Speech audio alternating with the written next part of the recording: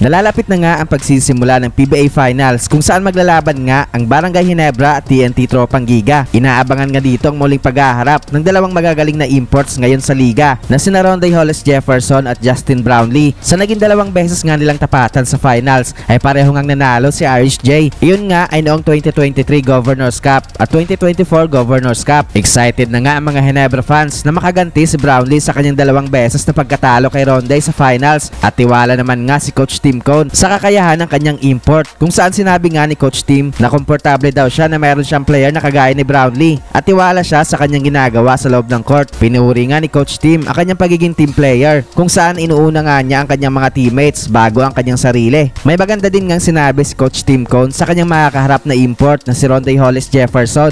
Sinabi nga niya dito na grabe daw ang mentality na binibigay ni Ronday sa kanyang kupunan na TNT. Wala ka na daw hanapin sa kanya dahil lahat na daw ay ginagawa niya na at nai-inspire nga daw ang kanyang mga teammates sa TNT na maglaro dahil sa hardworking ito sa loob ng court. Iba din ngang respeto itong binibigay ni Coach Tim kay Irish J at dagdag pa niya na swerte daw ang PBA ngayon na mayroong Ronday Hollis Jefferson at Justin Brownlee na naglalaro ngayon sa harap ng mga Pinoy crowd. Nagkaroon daw tayo ng tsansa na ma-witness ang bakbakan ng dalawang magagaling na import na ito. Papasok sa series na ito ay kasulukuyan ngang 29 years old si Irish J habang si Brownlee naman nga ay 36 years old na. Noong semis nga ay nag-average si Ronday ng almost 29 points, 13 rebounds at 4 assists habang si JB naman nga ay nag-average naman ng 18 points, 6.6 rebounds at 6 assists per game. Kaya isa na naman ngang magandang bakbakan ang ating matutunghayan sa final series between sa mga magagaling na imports na ito. Malaking kawalan naman nga ang pagkakawala ni Jason Castro para sa TNT Tropang Giga matapos nga itong ma-injury noong semis kalaban ng Rain or Shine Elasto Painters. Na-torn nga nito ang kanyang ACL kung saan inaasahan nga ang isang taon nitong pag-recover. Nawalan nga ang TNT ng isang veteran na meron pang ibubuga sa laro. Kung maalala nga natin sa huling laban nila ng Ginebra sa finals ay isa nga si Castro sa may mga malaking naitulong sa kanyang kupunan para makuha ang championship at kalaunan nga ipinangalanan pa itong finals MVP. Kaya asahan nga natin ang pag-step up ng kanilang mga backup guards na sina Ray ng Batak, Brian Heruela at Kim Maurin. Malaking kawalan din nga ang kanilang big man na si Brian Ganuelas Rosser na kasalukuyang injured pa rin hanggang sa ngayon pero andyan pa din nga naman si Napoy Eram at Kelly Williams na nagkaroon ng malaking impact sa TNT noong nakarang semis. Pero syempre ngayon nga ay hindi din nga biro itong lineup ng Ginebra. Sa nakaraan ngang finals ay hindi pa nakalaro sina Jamie Malonzo,